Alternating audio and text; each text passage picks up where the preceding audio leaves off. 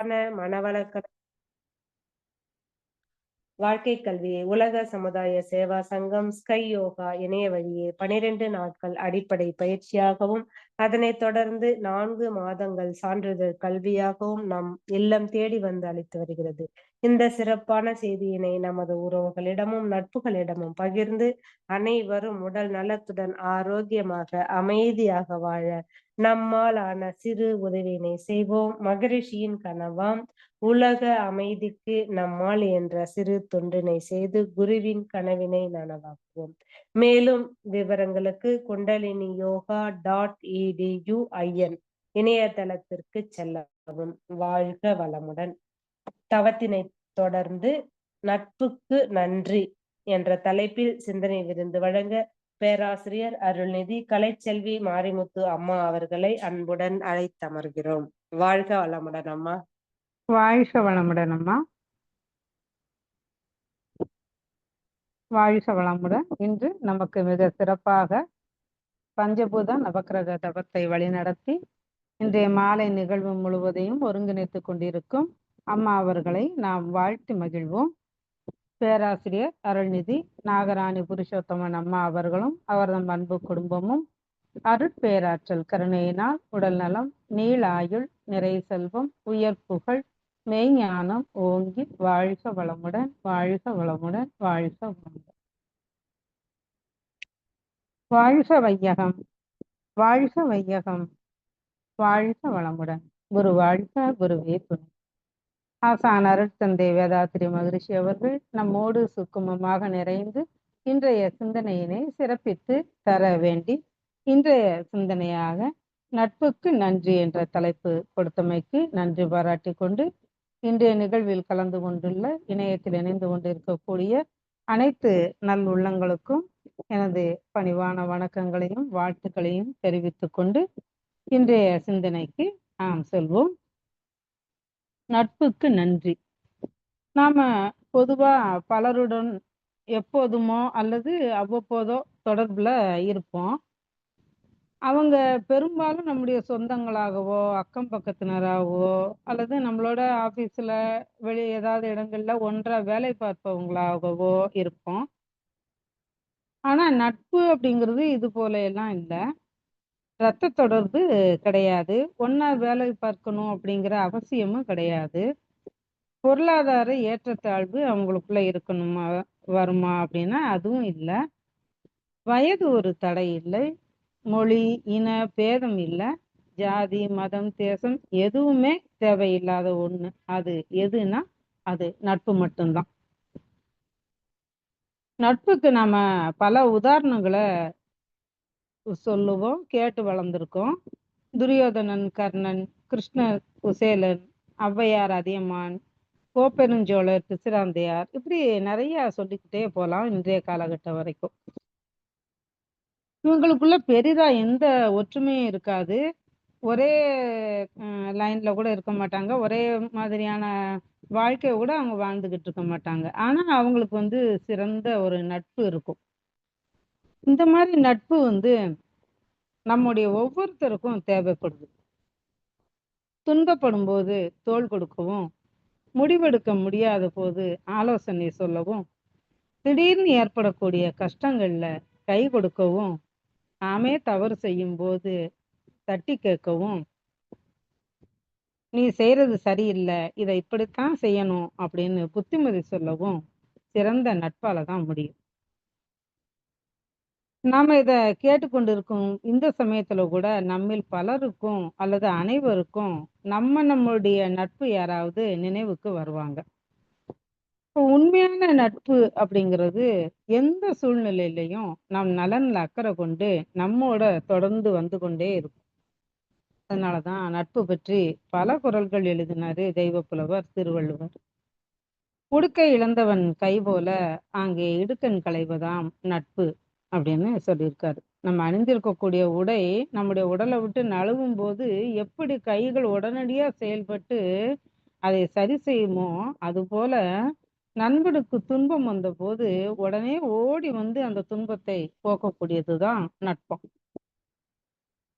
நட்பு உறவா இருக்க அவசியம் இல்லை. ஆனா உறவுக்குள் நட்பு இருப்பது ரொம்ப அவசியம். உண்மையான நட்பு அப்படிங்கிறது ஈருடலில் ஓர் ஆத்மா அப்படின்னு அரிஸ்டாட்டில் கூட சொல்லியிருக்காரு. இந்த நட்புக்கு நம்ம பார்த்தோம்னா சோழ நாட்டு மன்னன் கோப்பெருஞ்சோழன். அவருக்கு கவி புலமையும் நிறைய இருந்தது. இவர் பாண்டிய நாட்டு புலவர் பிசிராந்தையார் மேல மானசீகமா நட்பு வச்சிருந்தாரு.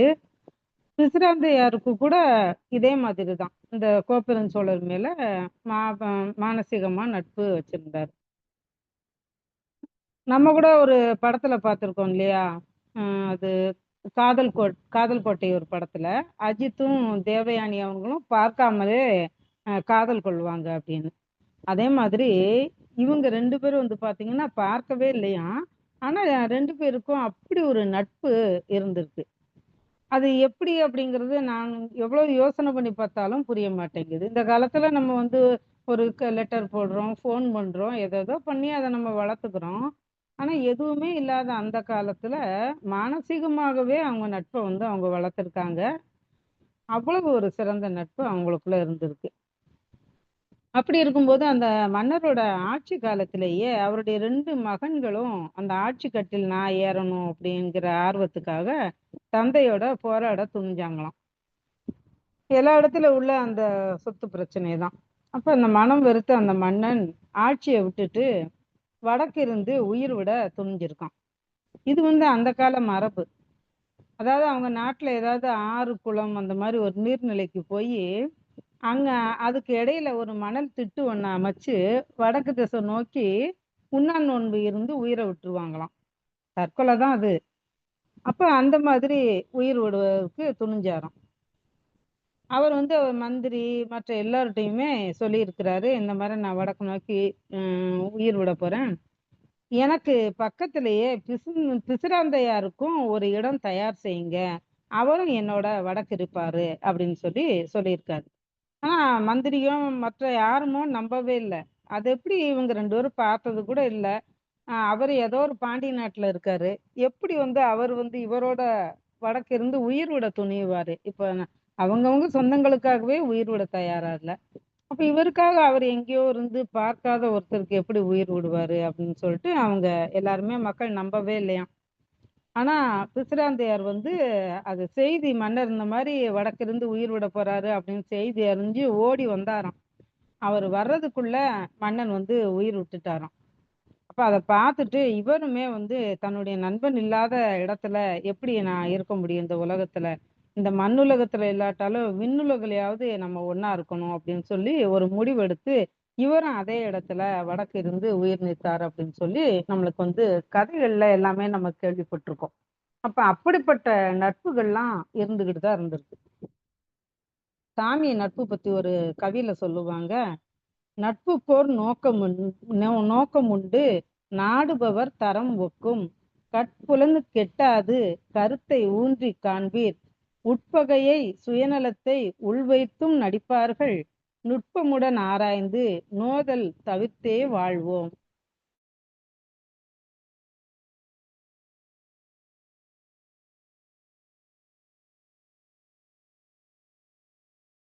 அப்படிங்கிறதுலயும் நம்ம ரொம்ப கவனமா இருக்கணும். நாடுபவர் தரம் ஒக்கும், அவங்களுடைய தரத்தை பொறுத்து தான் அந்த நட்பு இருக்கும். அதே மாதிரி கட்புலனுக்கு எட்டாது, நம்முடைய புலன்களுக்கு அவ்வளவு சீக்கிரமா அதை உணர்ந்து கொள்ளக்கூடிய தன்மை வராது. ஈஸியா ஏமாந்துருவோம் இல்லையா? அதுக்காக அந்த மாதிரி சொல்றாங்க. கருத்தை ஊன்றி காண்பீர், ஓ என்ன நடக்குது, அவர்களுடைய தன்மை என்ன, நம்முடைய நட்பு எப்படி இருக்கும் அப்படின்னு கொஞ்சம் ஆராய்ச்சி பண்ணி பார்க்கணும்னு சொல்றாரு. உட்பகையை சுயநலத்தை உள்வைத்தும் நடிப்பார்கள், நிறைய நடிக்கிறாங்க இல்லையா? நல்லது செய்யற மாதிரி நடிக்கிறாங்க. அதை சாமிஜி அந்த இடத்துல சொல்றாங்க. அப்ப நுட்பமுடன் ஆராய்ந்து நோதல் தவிர்த்தே வாழ்வோம் அப்படின்னு சொல்றாங்க. ரொம்ப கவனமா நம்ம ஆராய்ச்சி பண்ணி அந்த மன கஷ்டம் நம்மளுக்கு வரும் இல்லையா? நொந்து போயிட்டேன்னு சொல்ற மாதிரி அந்த கஷ்டம் வராம நம்ம தவிர்த்து வாழணும் அப்படின்னு ரொம்ப அருமையா சாமிஜி நட்பு பத்தி சொல்லியிருப்பாங்க. இப்ப நட்பு அப்படிங்கிறது வெறும் 2 ஃப்ரெண்ட்ஸுகளுக்கு இடையில இருக்கக்கூடியது மட்டும்தான் நட்பா அப்படின்னு பார்த்தோம்னா அப்படி கிடையாது. நம்ம எல்லாரோடையுமே இணக்கமா இருக்கக்கூடியதும் அதுதான் நட்பு அப்படின்னு ஒரு பக்கம் சொல்றாங்க. சாமிஜி அதுக்கு தான் நம்மளுக்கு வந்து வாழ்த்து அப்படிங்கிற ஒரு இதை கொடுத்தாங்க. இப்ப நம்ம தவத்துல எல்லாம் வாழ்த்துறோம் இல்லையா? அப்ப அந்த வாழ்த்து அப்படின்னு கொடுத்ததே எல்லாருமே நல்லா இருக்கணும் அப்படிங்கிற ஒரு எண்ணத்துலதான் அத சாமிஜி கொடுத்தாங்க. அதே மாதிரி முதலாவது வாழ்க வாழ்க என்னுடைய வாழ்க்கை துணைவர் அப்படின்னு சாமிஜி சொல்றாங்க. வாழ்க்கை துணைவர் அப்படிங்கிறது ரொம்ப நம்முடைய வாழ்க்கையில முக்கியமான ஒரு பங்கு வகிக்கக்கூடியவங்க. அப்ப அவங்க வந்து நம்ம எப்பொழுதும் அவங்களோட நம்ம இணக்கமா இருக்கணும் அப்படிங்கிறதுக்காக அத எடுத்த உடனே சாமிஜி அதை சொல்லியிருப்பாங்க. நமக்கு கூட சாமிஜி கணவன் மனைவிக்கு இடையில இருக்கக்கூடிய விஷயங்கள் நிறைய சொல்லியிருப்பாங்க. பொருளாதார ஏற்றத்தாழ்வு, கணவன் மனைவி நட்பு அப்படின்னு ஒரு தனி சாப்டரே ஒண்ணு நம்மளுக்கு கொடுத்திருப்பாங்க. அதுல கணவன் மனைவியிடையே திருமணம் அப்படிங்கிறது ஒருவரை ஒருவர் சபித்து கொள்ள வழங்க பெற்ற உரிமை சீட்டு அப்படிங்கிற தவறான எண்ணம் இருக்கு அப்படின்னு சொல்றாங்க. அதாவது லைசன்ஸ் சொல்றாங்க. மேரேஜ் வந்து ஒரு லைசன்ஸ், யாரு வேணாலும் என்ன வேணாலும் பண்ணிக்கலாம் அப்படின்னு. அப்படி கிடையாது அப்படின்னு அதை எடுத்து சொல்றாங்க. இல்ல, நிறைய பேர் லைசன்ஸ் நினைக்கிறாங்க, ஆனா அது அப்படி கிடையாது. அப்ப என்ன சொல்றாங்க? கணவன் மனைவி நட்பு மதிப்பு மிக்கது. 2 பேருமே எல்லா துறைகளிலையும் பயனடைய இந்த நட்புல பாதுகாப்பு ரொம்ப அவசியம். வாழ்க்கை முழுவதும் உதவுவது கணவன் மனைவி நட்பு தான். அந்த கணவன் மனைவி நட்பை எப்படி சொல்றாங்க அப்படின்னா, திருமணத்திற்கு முந்தைய காலம் நட்பு சிறப்பதற்கு தன்னை தயார்படுத்திக் கொள்ளும் காலம் அப்படின்னு சொல்றாங்க. இப்ப அது ஒருவர் விரும்பி செய்யக்கூடிய திருமணமாகட்டும், அல்லது பெற்றோர்கள் பார்த்து பெரியவர்கள் செய்து வைத்த திருமணமா கூட இருக்கட்டும். ஆனா அந்த நிச்சயம் பண்ணி சில காலங்கள் திருமணத்துக்கு இடையில இருக்கும் இல்லையா? அந்த காலம் வந்து ஒருத்தரை ஒருத்தர் வந்து முழுதா புரிஞ்சுக்கிட்டு அந்த எப்படி நம்முடைய வாழ்க்கையை அமைச்சுக்கிறது அப்படிங்கறத வந்து தீர்மானிக்கணுமா. அதான் சொல்றாங்க, திருமணத்திற்கு முந்தைய காலம் நட்பு சிறப்பதற்கு தன்னை தயார்படுத்தி கொள்ளும் காலம் அப்படின்னு சொல்றாங்க. ஒருவருக்கொருவர் எல்லா தேவைகளையும் நிறைவு செய்து கொள்ள கணவன் மனைவி நட்பால மட்டும்தான் முடியும்.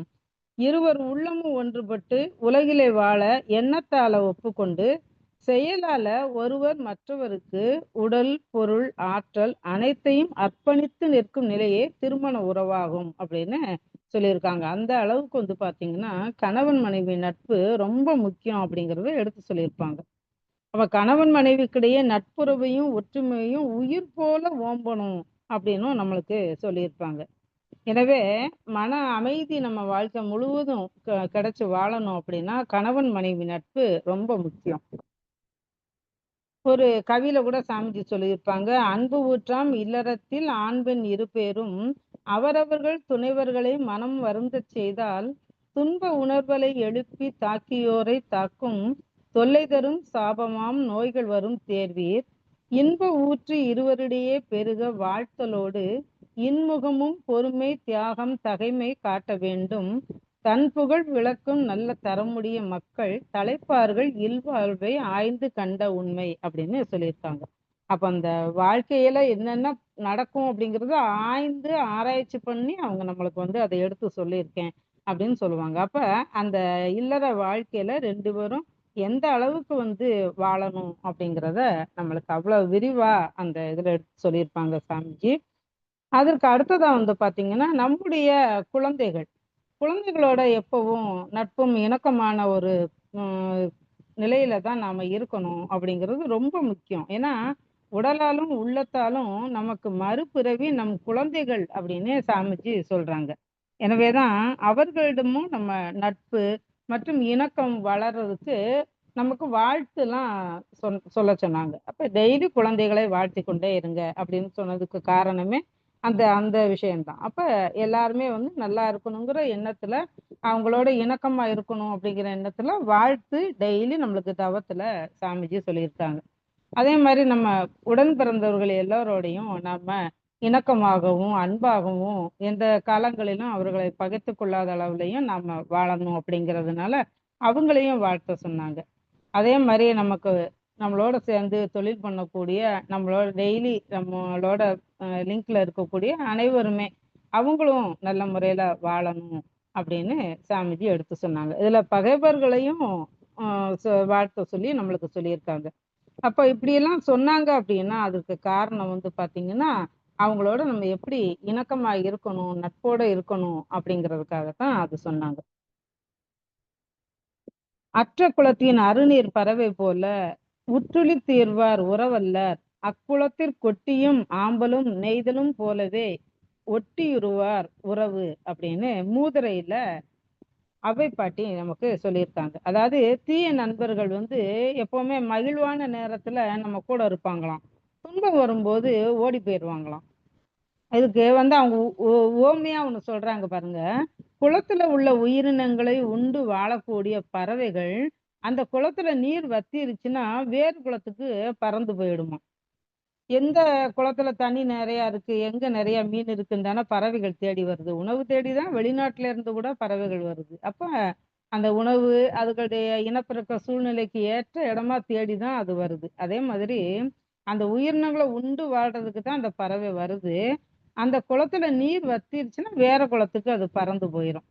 ஆனா அந்த குளத்தில் வாழக்கூடிய அந்த நீர் தாவரங்கள் குளத்தோடையே கிடந்து வாடிரும் அப்படிங்கறது தான் அவ்வளவு அழகா அதுல சொல்லியிருப்பாங்க.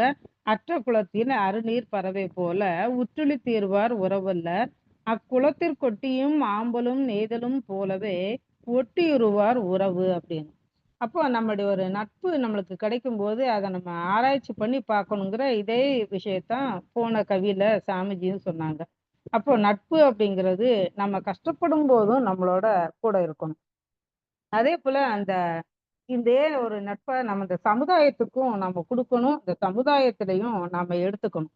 அதனாலதான் வாழ்த்துலையும் சொன்னாங்க. அதே மாதிரி தான் குடும்பம் சுற்றம் ஊர் உலகுன்னு சொல்லும்போது சமுதாயத்தையும் சேர்த்துதான் நம்முடைய கடமையா சாமிஜி நம்மளுக்கு கொடுத்துருக்காங்க.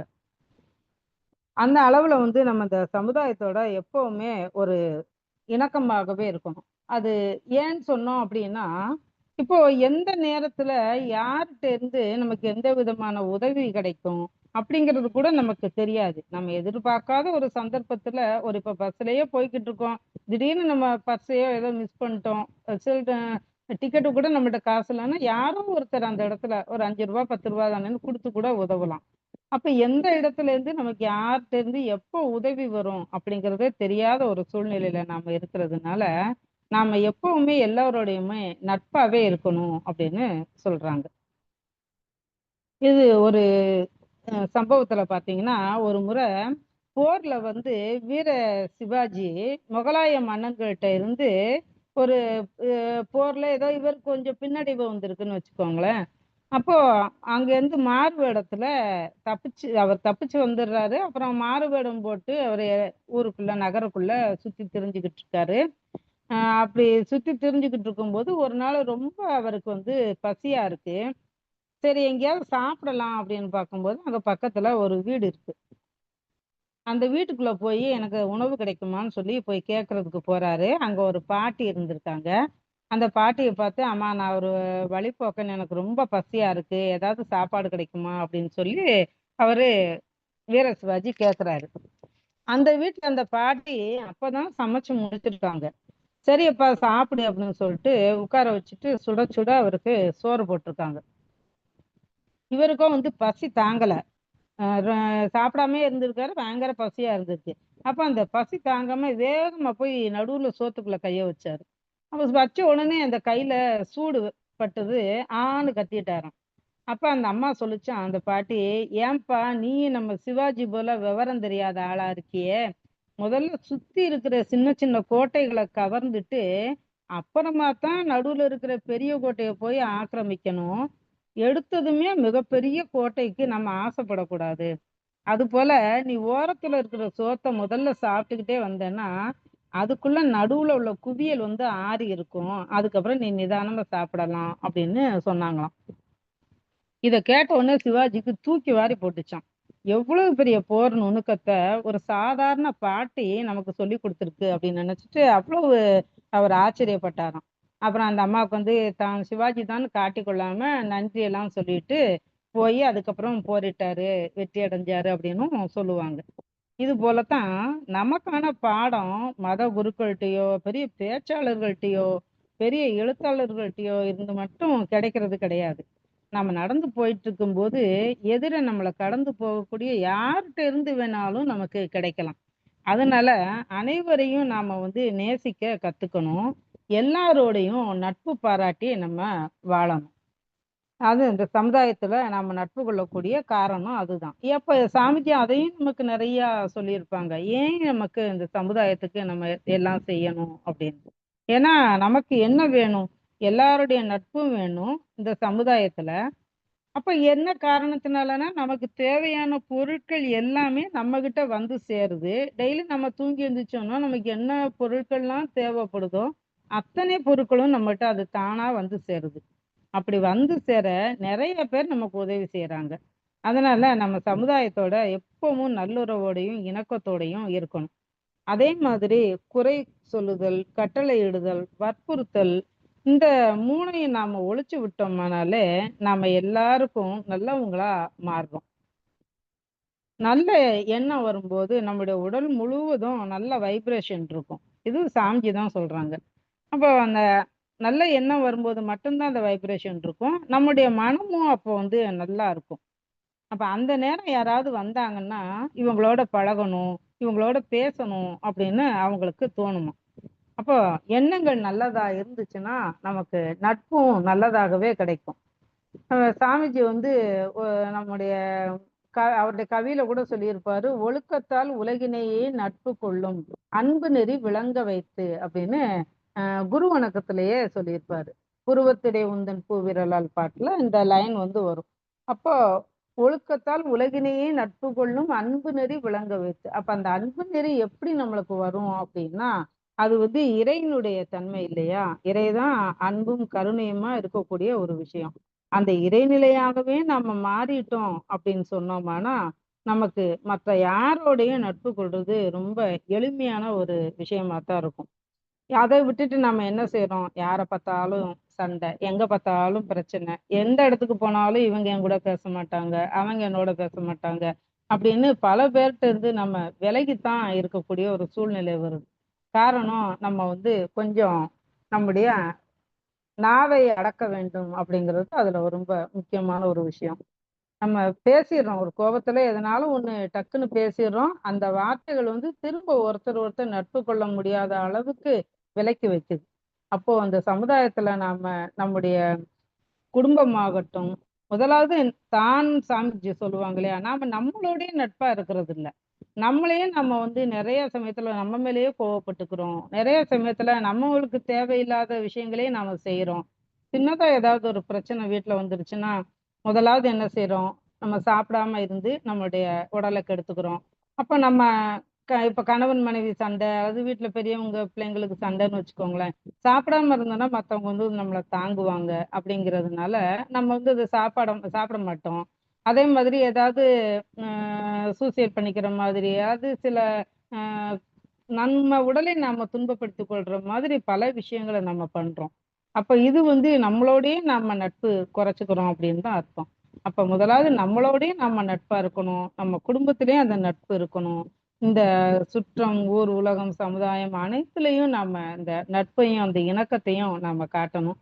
அதுக்கு நம்ம வந்து தவறான வழி போகும்போது நம்மள அப்பப்போ திருத்திக் கொள்ளக்கூடிய அளவுக்கு, சொல்லிக் கொள்ளக்கூடிய அளவுக்கு நெருக்கமான நட்பும் நம்மளோட கூட இருக்கணும். நண்பர்கள்ன்னு சொல்லக்கூடிய அந்த நட்பும் நம்மளோட கூட இருக்கணும்.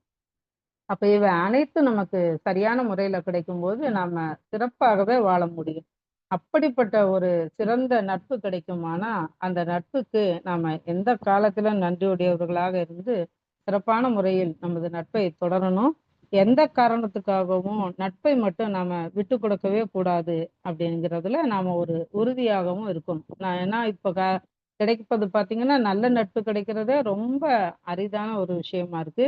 அப்படி கிடைத்த ஒரு நட்பை நாம எந்த காலத்தில் நம்மோடு தக்க வைத்துக் கொள்வோம் என்று சொல்லிக்கொண்டு, இந்த நல்லதொரு வாய்ப்புக்கு நன்றி பாராட்டி, இத்துடன் இந்த சிந்தனையை நிறைவு செய்து கொள்கிறேன். வாழ்க வளமுடன். வாழ்க வளமுடன் அம்மா. நன்றிகள் அம்மா. மிக சிறப்பான ஒரு சிந்தனை உரை. நட்புக்கு இலக்கணமா எப்படி நாம திகழணும் அப்படின்றதுக்கு, நல்ல ஒரு உதாரணங்களோட நமக்கு புரியிற மாரி அந்த கதைகளோட அம்மா வந்து ரொம்ப சிறப்பா எடுத்து சொன்னாங்க. அம்மா அவர்களை நாம் அனைவரும் சேர்ந்தே வாழ்த்துவோம். பேராசிரியர் அருள்நிதி கலைச்செல்வி மாரிமுத்து அம்மா அவர்கள் வாழ்க வளமுடன். அம்மா அவர்களும் அவர் தம் அன்பு குடும்பமும் அருட்பேராற்றல் கருணையினால் உடல் நலம், நீலாயுள், நிறை செல்வம், உயர் புகழ், மெய் ஞானம் ஓங்கி வாழ்க வளமுடன், வாழ்க வளமுடன், வாழ்க வளமுடன். ஸ்கை ஆன்லைன் மெடிடேஷன் தினசரி நிகழ்வுகள் பற்றிய அறிவிப்புகள். காலை 5 மணிக்கு மகரிஷியின் பாடல்கள், காலை 5:30 மணிக்கு தவம், தொடர்ந்து 6 மணிக்கு வீடியோ ஆடியோவில் உடற்பயிற்சி வகுப்பு இடம்பெறும். அதை பார்த்து கொண்டே நாம் செய்யலாம். மாலை 6 மணிக்கு மகரிஷி பாடல்கள், மாலை 6:25க்கு மாலை காயகல்பம், மாலை 6:30 மணிக்கு தவம், மாலை 7 மணிக்கு சிந்தனை உரை, மாலை 7:30க்கு உலக நல வாழ்த்துடன் நிறைவு. பிரதி சனி மாலை தவத்தினை தொடர்ந்து மாலை 7 மணி முதல் 7:30 மணி வரை ஐயம் தெளிதல் நிகழ்வு நடைபெறும். பிரதி ஞாயிறு மாலை 7 மணி முதல் 7:30 மணி வரை சிறப்பு சிந்தனை நடைபெறும். நிகழ்ச்சியின் நிறைவாக உலக நல வாழ்த்து. உலகமெல்லாம் பருவமழை ஒத்தபடி பெய்யட்டும், உழவரெல்லாம் தானியத்தை உவப்புடனே பெருக்கட்டும், பல தொழில்கள் புரிகின்ற பாட்டாளி உயரட்டும், பகுத்துணர்வில் தொகுத்துணர்வு பண்பாட்டை உயர்த்தட்டும், கலகங்கள் போட்டி பகை கடந்து ஆட்சி நடக்கட்டும், கல்லாமை கடன் வறுமை கலங்கங்கள் மறையட்டும், நல வாழ்வை அளிக்கும் மெய் ஞான ஒளி வீசட்டும், நம் கடமை அறவாழ்வின் நாட்டத்தே சிறக்கட்டும், நம் கடமை அறவாழ்வின் நாட்டத்தே சிறக்கட்டும், நம் கடமை அறவாழ்வின் நாட்டத்தே சிறக்கட்டும். வாழ்க வையகம், வாழ்க வையகம், வாழ்க வளமுடன். மன மகிழ்வோடு இன்றைய நிகழ்வினை நிறைவு செய்து கொள்வோம். அனைவருக்கும் நன்றி. வாழ்க